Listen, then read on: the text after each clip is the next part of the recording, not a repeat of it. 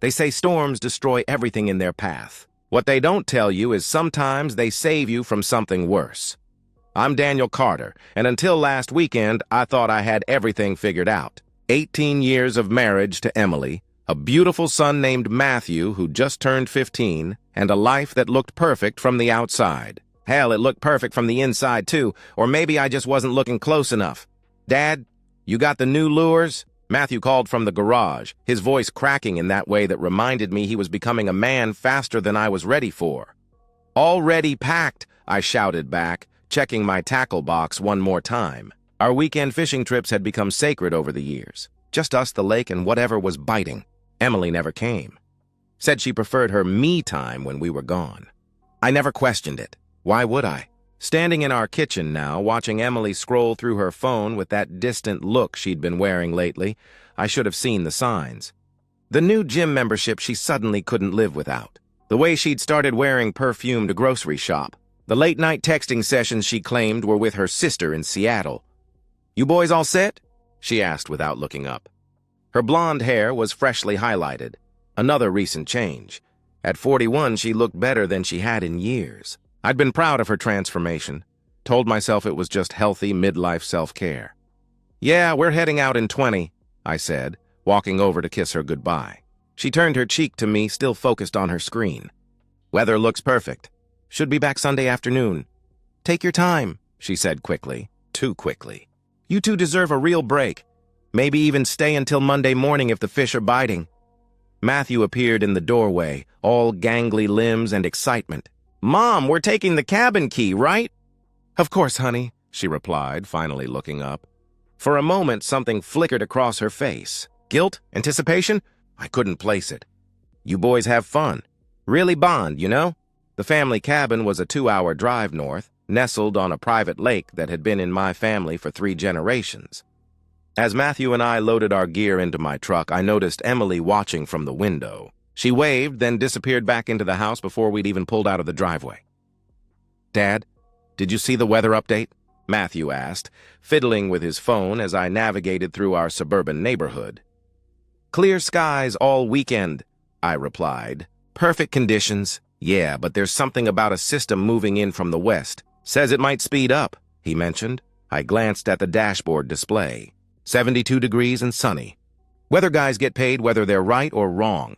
"We'll be fine. The drive up was perfect." Matthew and I talked about school, his interest in engineering, the girl he'd been working up the courage to ask to homecoming. These conversations came easier on the road without the distractions of home. "You and Mom okay?" he asked suddenly about an hour into the drive. The question caught me off guard. "Of course, why?" He shrugged. "She just seems different lately. Distracted, I guess." "Your mom's going through some changes," I said, believing my own explanation. "It's normal at her age. Women need to rediscover themselves sometimes." "I guess," he said, but something in his tone suggested he wasn't convinced. We reached the cabin just after noon on Friday. The lake was glass smooth, perfect for bass fishing. As we unpacked, I found myself thinking about Emily's insistence that we take our time. She'd practically pushed us out the door. In 18 years of marriage, she'd never been so eager for us to leave. "Dad, check this out," Matthew called from the dock. "The barometer's dropping fast." I joined him, looking at the weather app on his phone. Sure enough, that western system had picked up speed. The forecast now showed severe thunderstorms hitting our area by Saturday afternoon instead of Monday. "We'll keep an eye on it," I said, though something cold settled in my stomach. It wasn't the storm that bothered me. It was the thought of going home early, surprising Emily. As Matthew baited his hook for our first cast, I pushed the feeling aside. Whatever was waiting for us at home could wait. Right now, I had a weekend with my son. I had no idea that in 24 hours, the storm would send us home a full day early, and I'd find an unfamiliar sedan parked in my driveway next to Emily's car. The drive home was brutal. Rain hammered the truck so hard I could barely see 10 feet ahead. Matthew gripped the door handle, his knuckles white as I navigated the winding mountain roads. What should have been a 2-hour drive stretched into 3 hours of hell. "Dad, maybe we should pull over," Matthew suggested as another lightning bolt split the sky. "We're almost there," I replied, leaning forward to peer through the windshield. 20 more minutes. The storm had rolled in faster and meaner than anyone predicted. By noon on Saturday, the lake had turned into a churning mess of whitecaps and debris. The Weather Service issued a severe thunderstorm warning, then upgraded it to a tornado watch. We'd barely managed to secure the cabin and get on the road before the worst of it hit. Now, at almost 9 o'clock Saturday night, a full day earlier than planned, we were finally turning into our neighborhood. The streetlights were out, leaving everything in darkness except for the occasional flash of lightning. Most houses were dark. Probably power outages from the storm. At least Mom's home, Matthew said, pointing to the warm glow from our bedroom window. She left the light on for us. That's when I saw it, a dark sedan parked next to Emily's white SUV in our driveway. Even through the rain, I could see it wasn't a car I recognized. My hands tightened on the steering wheel. "Whose car is that?" Matthew asked. "Probably one of your mom's book club friends," I answered, though Emily's book club met on Wednesdays and they usually met at the library. "Maybe someone got stuck in the storm." I pulled into the driveway, parking behind the strange car. Connecticut plates. The rain had slowed to a steady drizzle, but we were both soaked by the time we reached the front door. I fumbled with my keys, noting that the deadbolt wasn't engaged, just the regular lock. The house was quiet when we entered, dark except for that upstairs light. I set down my gear, trying to shake off the unease crawling up my spine. Matthew started to call out, but I caught his arm. "Let's not wake anyone," I whispered.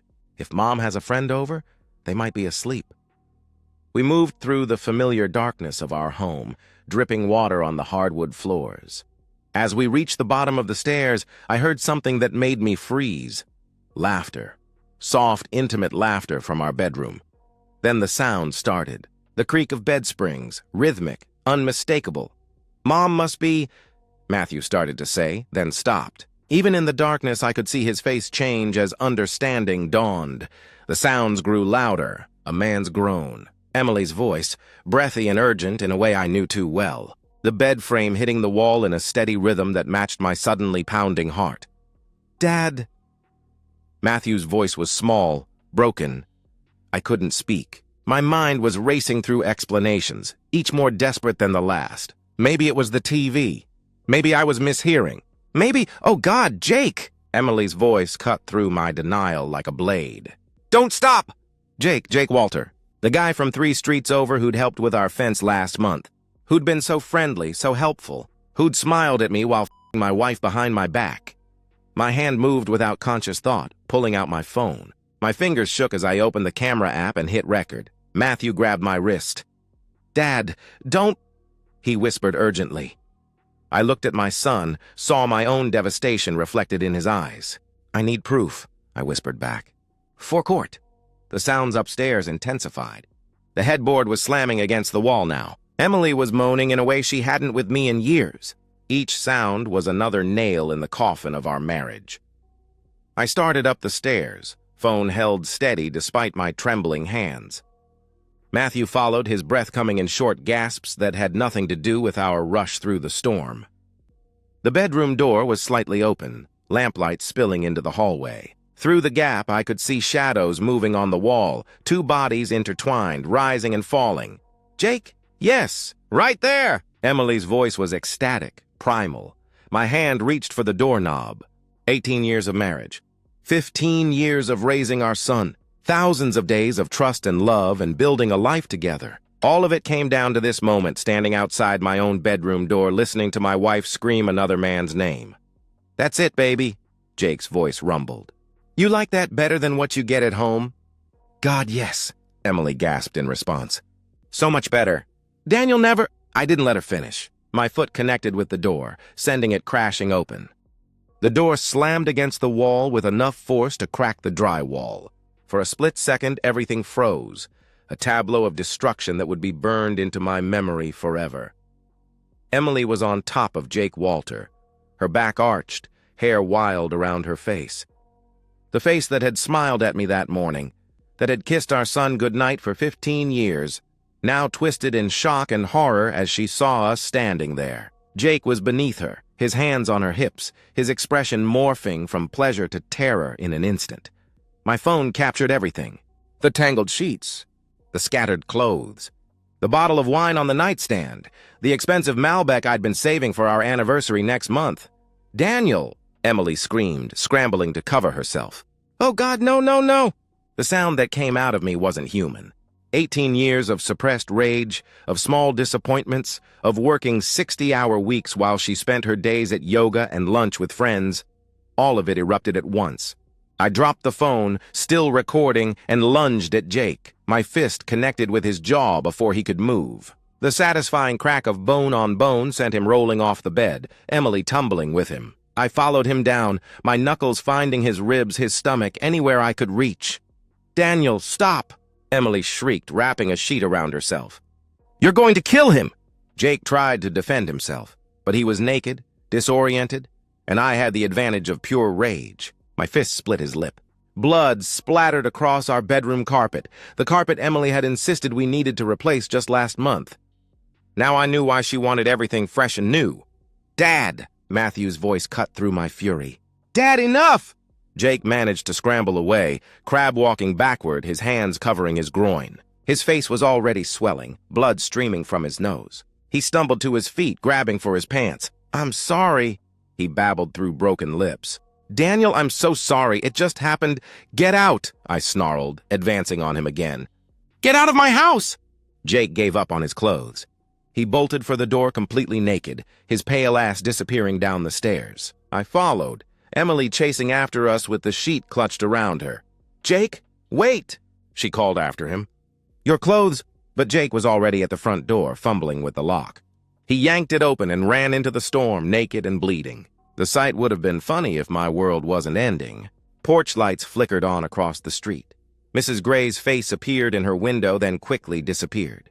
Jake stumbled to his car, trying to cover himself with his hands. He couldn't find his keys. They were probably in the pants still on my bedroom floor.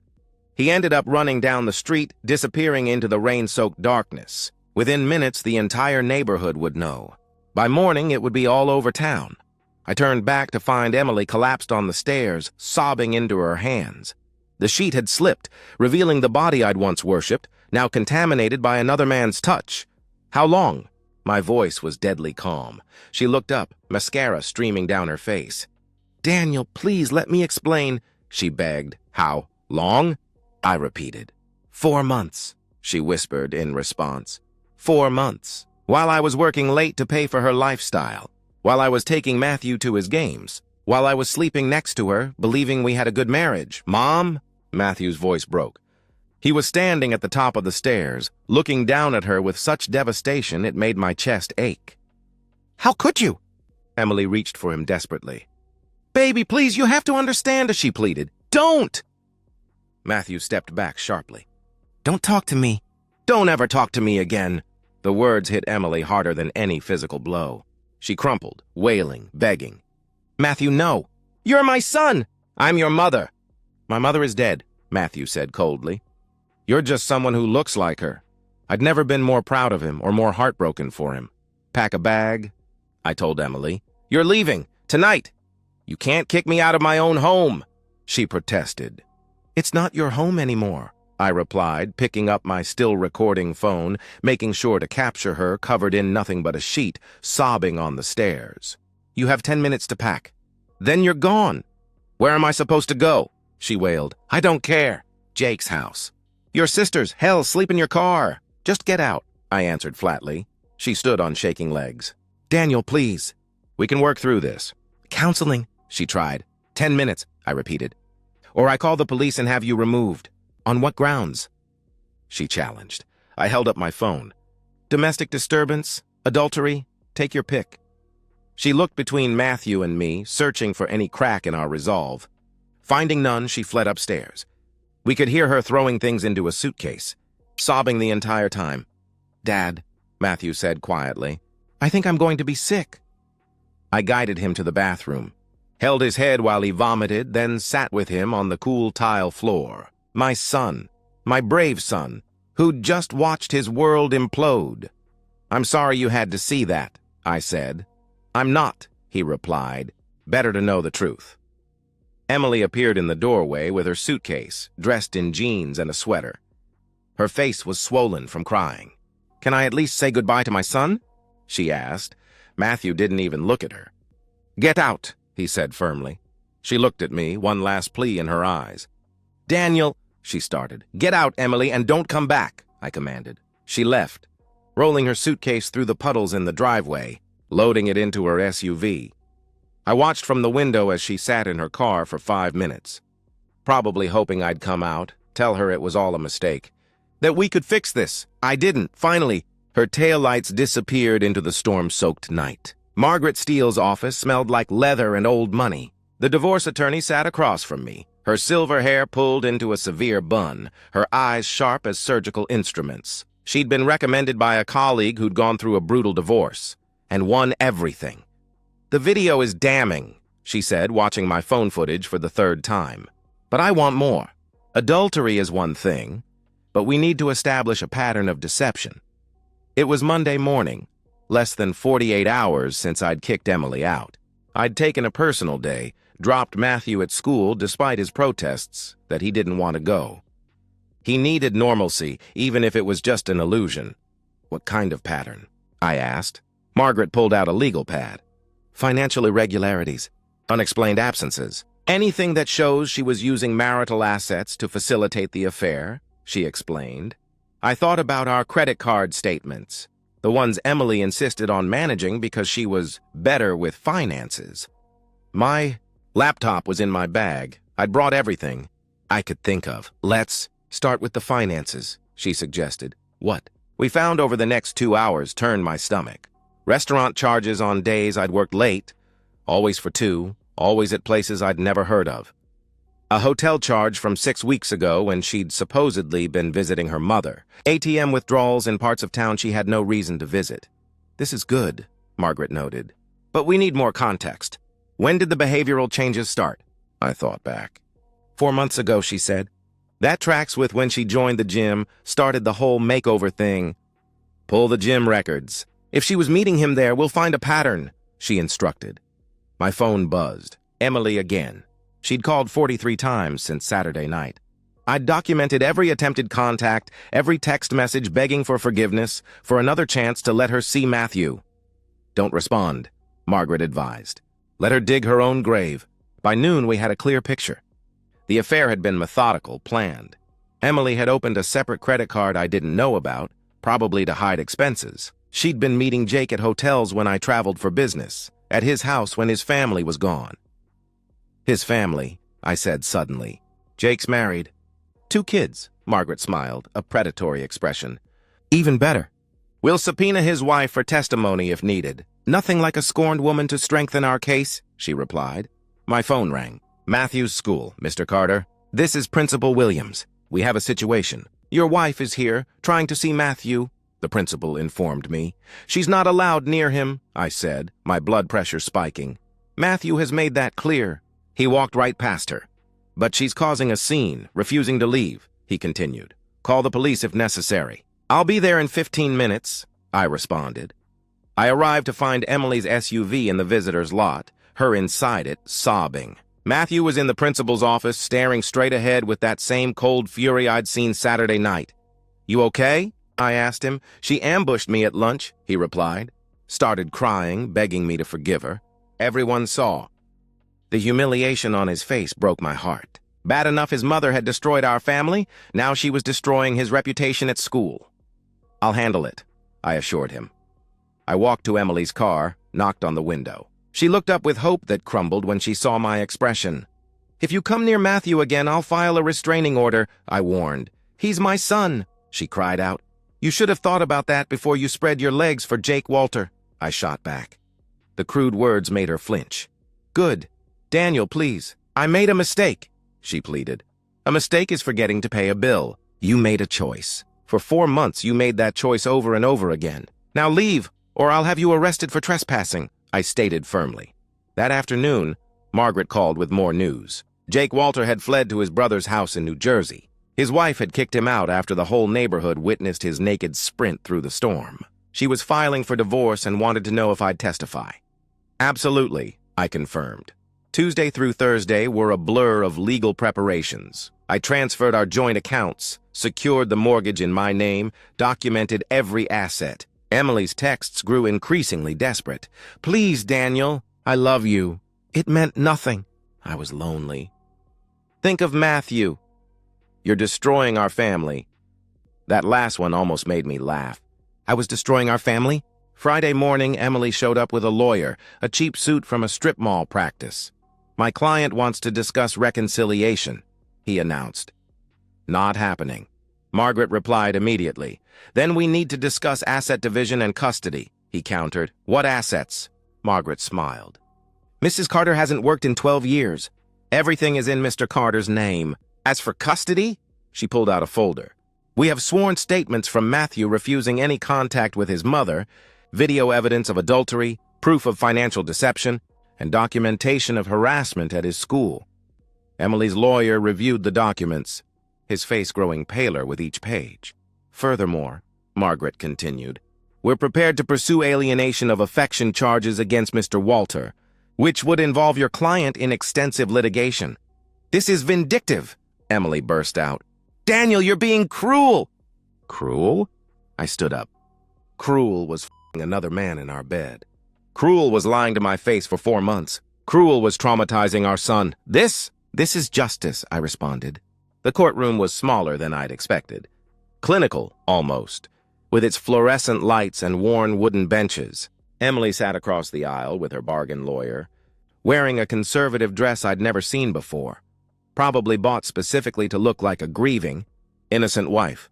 Judge Patricia Brennan presided, a woman in her 60s with eyes that had seen every variation of marital destruction. She reviewed the documents while Emily fidgeted, occasionally dabbing at her eyes with a tissue. Mr. Carter, Judge Brennan began, would you please present your evidence? Margaret stood. Your Honor, we'd like to submit video evidence of the adultery in question, she stated. The bailiff set up a laptop, and soon my bedroom, our bedroom, was displayed on the screen. Emily's lawyer tried to object, claiming invasion of privacy, but Judge Brennan overruled him.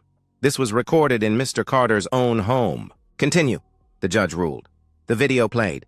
Emily's moans filled the courtroom. Several people in the gallery shifted uncomfortably. Emily buried her face in her hands as her voice echoed off the walls. So much better. Daniel never... That's sufficient, Judge Brennan said. Her expression had hardened. Margaret presented the financial records next. The secret credit card, the hotel charges, the restaurant receipts. Each piece of evidence was another brick in the wall I was building around my future. A future without Emily.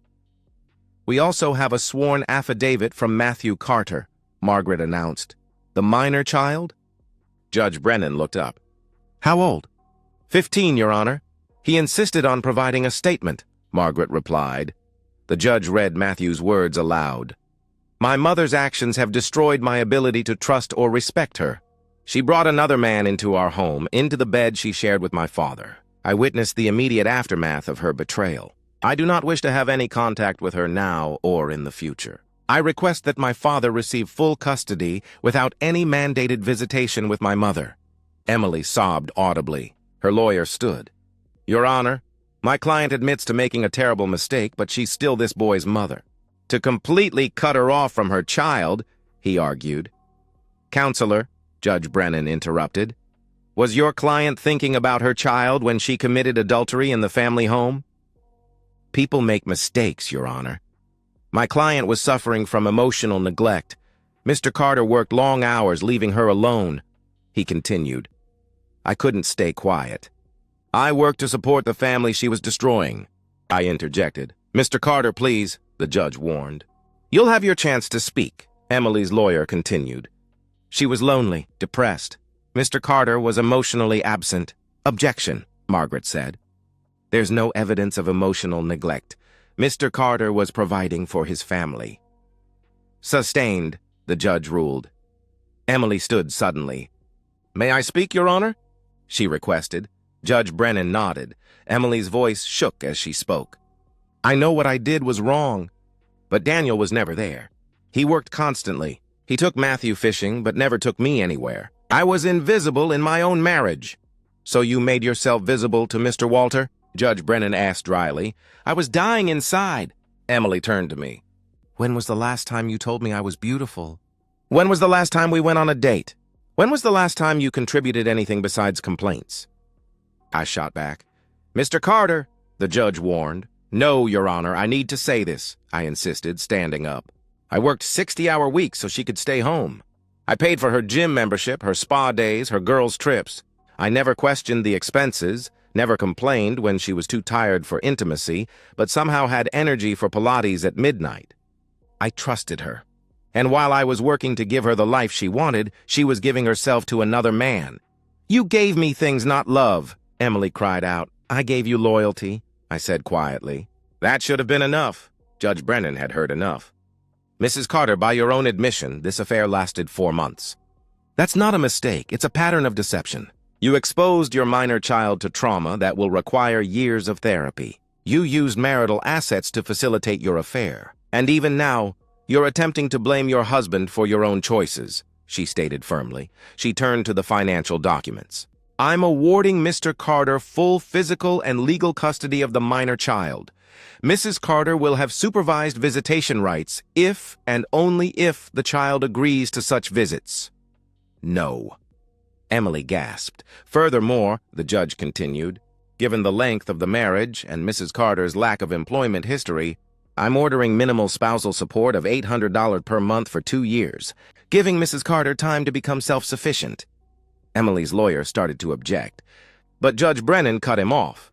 The marital home and all assets acquired during the marriage will remain with Mr. Carter. As evidence shows, Mrs. Carter used marital funds inappropriately. Mrs. Carter will receive her personal belongings and her vehicle, she concluded. Your Honor, this is unconscionable, Emily's lawyer protested. Counselor, your client is lucky she's not facing criminal charges for misuse of marital assets. I suggest you advise her to accept this judgment, the judge responded sharply. Emily stood up, shaking. You can't take my son away from me, she screamed. Mrs. Carter, you took yourself away from your son the moment you chose your affair over your family, Judge Brennan replied. I'll fight this, Emily screamed at me. I'll get him back. You can't keep him from me forever. Judge Brennan slammed her gavel. Mrs. Carter, one more outburst and I'll hold you in contempt. The judgment stands, she declared. As the bailiff escorted Emily out, still sobbing and threatening, I felt nothing but emptiness. No triumph, no satisfaction. Just the hollow echo of 18 years collapsing into legal documents. Margaret touched my shoulder. It's over, she said softly, but we both knew it wasn't. Not really. The legal battle was won, but the war for healing had just begun. 6 months? That's how long it's been since the storm brought me home early. Since my world exploded and reformed into something I barely recognize but somehow prefer. I stand in my kitchen, truly mine now, scrambling eggs while Matthew reviews his calculus homework at the breakfast bar. The morning sun streams through windows that Emily always kept covered with those heavy curtains she insisted we needed. Dad, I think I aced the physics test, Matthew says, not looking up from his work. Of course you did. You're brilliant, I respond with pride. He smiles, something that's come back slowly over these months. The therapy helped, but mostly it was time and the realization that we're okay. Just the two of us. Sarah asked me to winter formal, he mentions casually. The girl from your engineering class? I ask. Yeah, he confirms with a grin. Turns out she likes guys who understand quantum mechanics. I laugh, genuinely laugh. It feels good. The house is different now. Cleaner somehow. Not just physically, but spiritually. The toxicity that had been seeping into our walls for God knows how long has been exorcised. We repainted the bedroom, Matthew helped, and bought new furniture. The old bed went to the dump the same day Emily left. My phone buzzes. It's Tom Walter, Jake's brother. Jake's wife is taking him for everything. Thought you'd want to know, his text reads. I don't respond. I stopped caring about Jake the moment he ran naked from my house. His destruction was his own doing. Through the kitchen window, I can see the fence he helped repair. I should probably hire someone to redo it, but it serves as a reminder. Trust is earned, not given. Any word from... Matthew doesn't finish the question. No, I answer simply. It's not entirely true. Emily sends letters to my lawyer, begging for contact with Matthew. She's living in a studio apartment downtown, working at a diner off Route 9. Jenny Gray told me she saw her last week, said she looked rough, aged 10 years and 6 months. The drinking isn't helping, apparently. Matthew hasn't read any of her letters. They go straight into a file in case we ever need them for legal purposes. He made his choice that night, and I respect it. When he's ready, if he's ever ready, that door can open. But not before.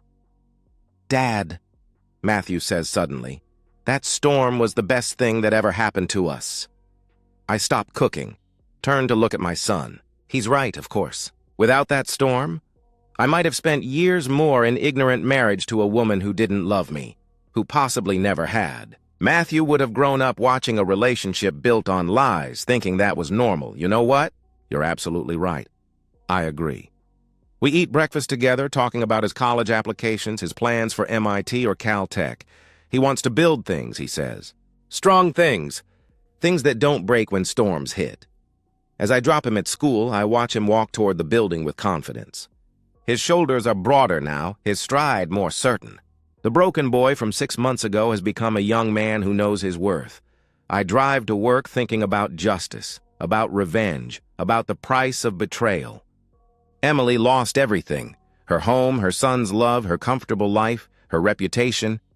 She got exactly what she deserved. But this isn't about revenge anymore. It's about the after. The storm that destroyed my marriage revealed the rot beneath the surface. It forced us to rebuild on solid ground. Matthew and I are closer than ever.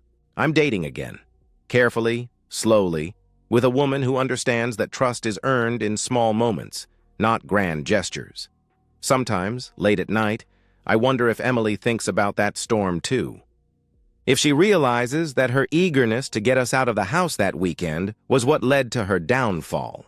The irony isn't lost on me. She pushed us toward the very thing that would destroy her. Justice, I've learned, sometimes comes wrapped in a thunderstorm. And sometimes, just sometimes, the things that seem like disasters are actually blessings, clearing away the debris so something better can be built. The forecast today calls for clear skies. I believe it. And so, we've reached the end of today's story. Was it what you expected, or did it take a twist you didn't see coming? I'm curious to hear your thoughts. Share them in the comments below, and let's get a conversation going. If this story kept you hooked, make sure to hit that like button. And if you're new here or just haven't subscribed yet, now's the perfect time to join our community. I bring you fresh, captivating stories every day, so click that subscribe button and turn on notifications so you never miss out. Thanks for watching, and I'll see you in the next one.